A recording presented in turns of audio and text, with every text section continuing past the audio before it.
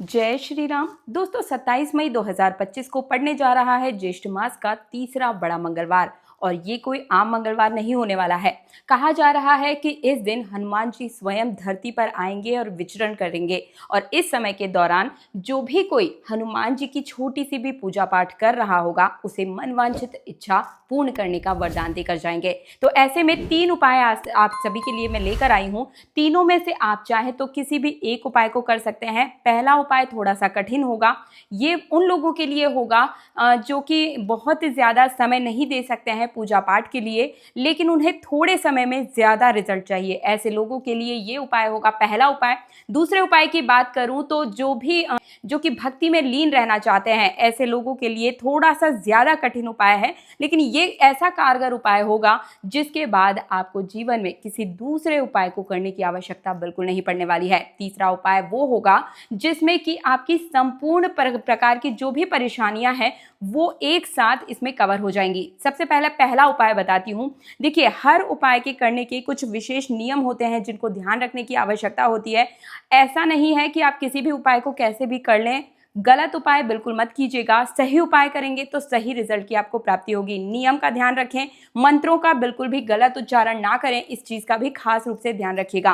पहला उपाय उन लोगों के लिए है जो कर्ज से ज्यादा परेशान रहते हैं या फिर किसी ने कर्ज ले लिया है, दे नहीं रहा है, धन प्राप्ति के कोई रास्ते नहीं दिख रहे हैं, व्यापार में घाटा हो रहा है, नौकरी नहीं मिल पा रही है या फिर तरक्की नहीं हो रही है, किसी भी कार्य क्षेत्र में उन्हें कुछ भी आपको प्राप्ति नहीं हो रही है, शादी विवाह के योग नहीं बन रहे हैं, शादी तय हो रही है तो टूट जा रही है। इस प्रकार की जो भी परेशानियां हैं, जो भी कोई परीक्षा देने वाले अभ्यर्थी हैं या परीक्षार्थी हैं, उनके जीवन में भी किसी भी प्रकार का कोई भी परेशानी है कि जैसे मान लीजिए कि एग्जाम चल रहा है लेकिन उस समय बहुत ही ज़्यादा हेजिटेशन हो जा रही है, डिप्रेशन हो जा रहा है, हर एक समस्या के लिए ये ज्येष्ठ मास का तीसरा बड़ा मंगलवार जो कि 27 मई को पड़ने जा रहा है बहुत ही शुभ होने वाला है। करना क्या होगा आपको, मंगलवार के दिन आपको सुबह के समय में स्नान ध्यान करने के बाद में एक चौकी लगानी है।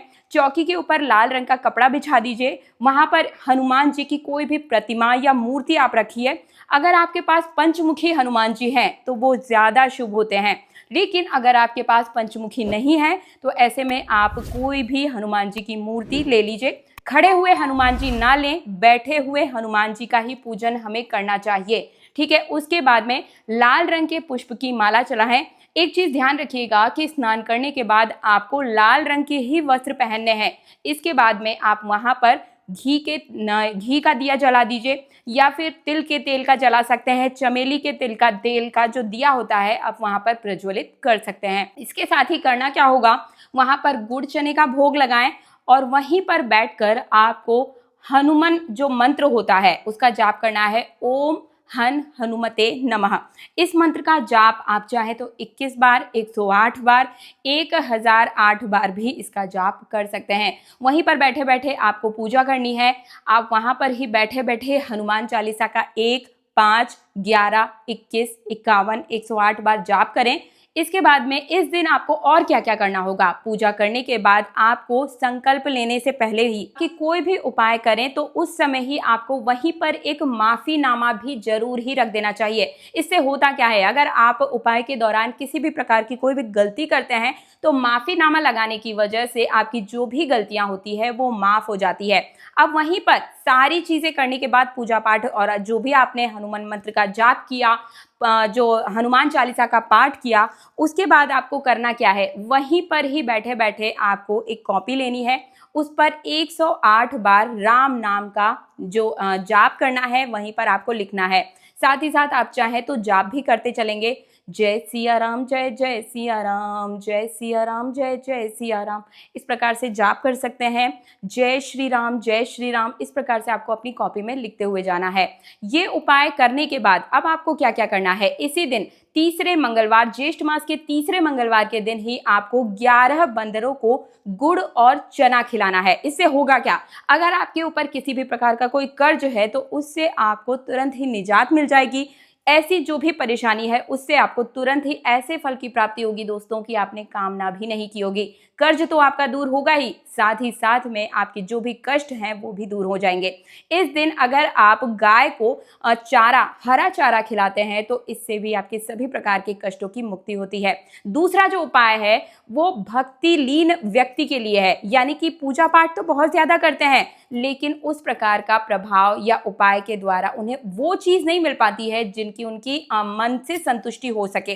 तो ऐसे में उन्हें क्या करना है, देखिए आपने कई जगह सुना होगा कि आपको सुंदरकांड का पाठ करना चाहिए, हनुमान चालीसा का जाप करना चाहिए। लेकिन अगर आप ज्येष्ठ मास के किसी भी मंगलवार के दिन, वैसे तो ये जो तीसरा मंगलवार है वो बहुत ही ज्यादा विशेष है, तो इस दिन आपको क्या करना है, एक बार नहीं बल्कि आपको पूरे 108 बार जो है हनुमान चालीसा का जाप करना है और साथ ही में वहीं पर बैठकर ही आपको सुंदरकांड के 108 बार पाठ करने हैं।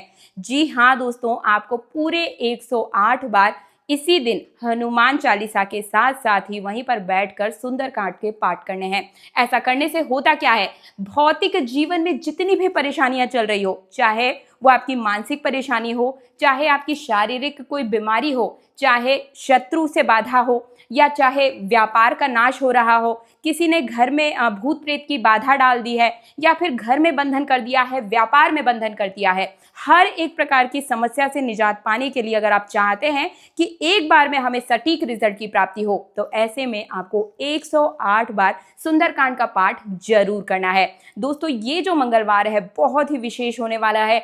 इस दिन बिल्कुल भी मौके को हाथ से मत जाने दीजिएगा। देखिए मैंने अपने चैनल पर हनुमान जी को चढ़ाने के लिए कौन कौन सी मालाएं जो होती है, मदार की माला, तुलसी की माला, पीपल की माला, ये सब भी अलग अलग प्रकार से मैंने बताई हुई। अपने निजी जीवन से जुड़ी हुई हर समस्या का समाधान पाने के लिए आप तीज त्योहार और धर्म चैनल को सब्सक्राइब करने के साथ कमेंट सेक्शन में 3 बार जय श्री राम जय हनुमान जरूर लिखिएगा और इस वीडियो को ज्यादा से ज्यादा अपने व्हाट्सएप ग्रुप और फेसबुक से लेकर हर जगह शेयर जरूर कर दीजिएगा। आप चाहें तो हमें फेसबुक पर भी फॉलो कर सकते हैं। मिलती हूँ एक और नई जानकारी के साथ।